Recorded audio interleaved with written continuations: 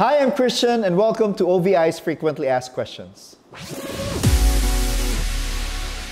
Kung ikaw ay single, ang unang beneficiary mo ay ang magulang o kapatid o tinatawag na mga siblings.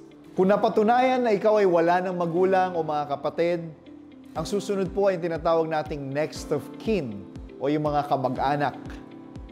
Kung ikaw naman ay pamilyado na, ang unang beneficiary mo ay yung spouse or asawa at yung mga anak.